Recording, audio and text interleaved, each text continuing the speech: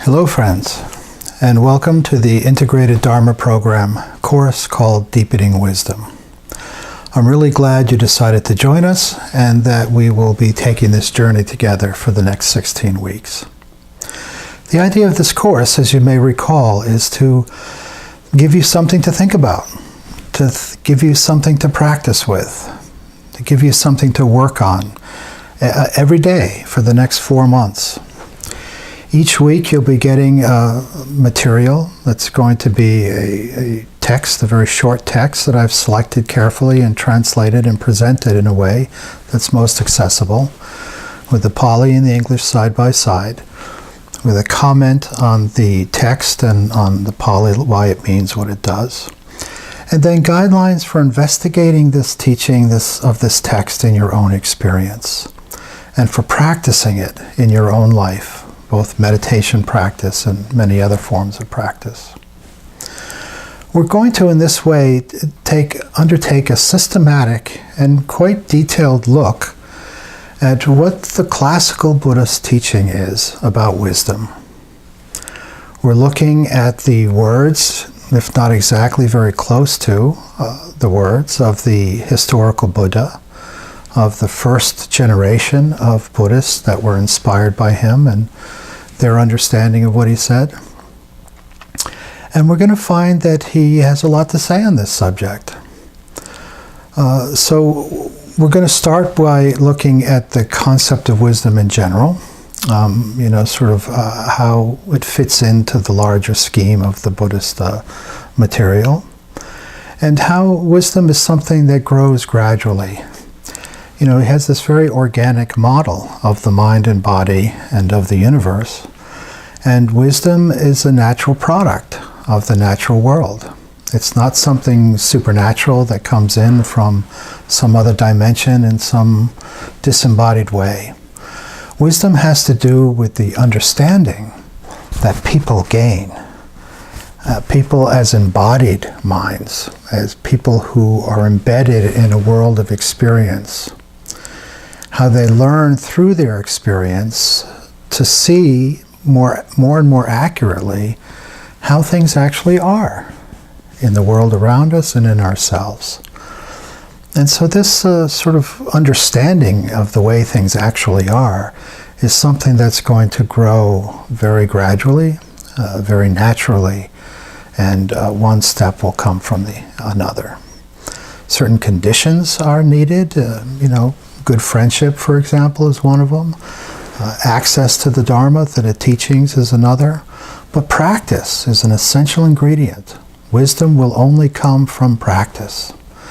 And that's a big part of what we're going to be doing throughout this course.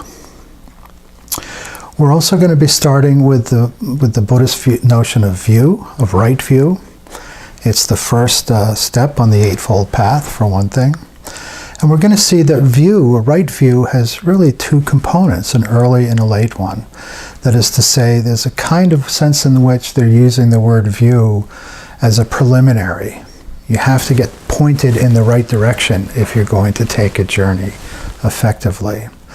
But they also so there's certain things that we have to know and understand about the nature of the world in order to orient ourselves most helpfully for what's ahead. But right view also has the sense of the sort of culmination of the path. Right view is nothing less than the actual ripening of wisdom, the ripening of understanding. So view is both an entry point and a completion point of the whole path. And we'll be looking at how that's used. The next thing we're going to encounter in the third week has to do with the fact that wisdom isn't just a matter of gaining certain insights. More importantly, perhaps, it's a matter of letting go of certain misconceptions. We have to unlearn an awful lot before we can begin to learn things more accurately.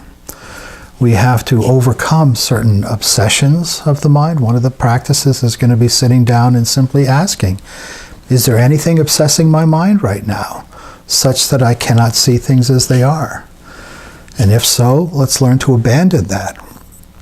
In other words, we have to clear out the brush if we're going to have wisdom grow. in a protected way. There are also certain very fundamental ways in which our mind and body is organized to quite deliberately distort the data that's coming into the senses and interpret things in a fairly artificial way. These are both sort of functions of delusion or of ignorance or of misconception that really have to be addressed in order to make the way for wisdom. And then finally, in the fourth part, and then I'll check in again later, the fourth week of the course we're going to be looking at the mind itself, the sort of organ that we use to gain wisdom, and appreciate just how dynamic it is, how changeable it is, how constantly in flux the mind is, and how wisdom is not a matter of finding something firm and unchanging or something essential or something abiding that we then grab onto, but it's setting the stage for recognizing that everything is in flux, everything is changing, the mind, the body, the world, everything around us. And wisdom isn't a sort of escape from that or denial of that. Wisdom begins with recognizing just how fluid the organ of understanding itself is, how fluid the mind is. And so one of the first insights we're going to get that really lays the foundation for wisdom is just the radical transitoriness of the mind. And that what we're looking for is really not some state of mind as much as a skill in navigating the flux of it all. Wisdom is going to turn out to be something to do with learning how to go with the flow of things in a skillful way rather than trying to overcome the natural order, which is complete flux. So that's where we're going to start. And we start now. It's the first day of the course. The material is available to you now and for the first week. And again, the idea is just when the material first comes in, if you have the chance, read it all through, get it sort of on your mind, and then throughout the entire week, until the next module comes in, the idea is to reflect upon it, to mull it over, to chew on it, to maybe come back and read it from time to time, several times during the week, maybe memorize certain words or phrases and recall them throughout your day. Whatever is said in these teachings, we should be able to see for ourselves how they're expressed and manifest in our own mind and body, in the interactions we have with the people around us, in the things we see unfolding in the world out there, including popular culture and film and news and all the rest of it. We're beginning an exploration of trying to understand what is really going on here. And you're going to get guidance from these texts. But the real work of this course has to do with your own practice, your own engaging with these ideas, your own ability to play with them, work with them throughout all aspects of your daily life. So I think you'll enjoy the process. It can be quite meaningful, and I look forward to working with you throughout the course. Thank you very much.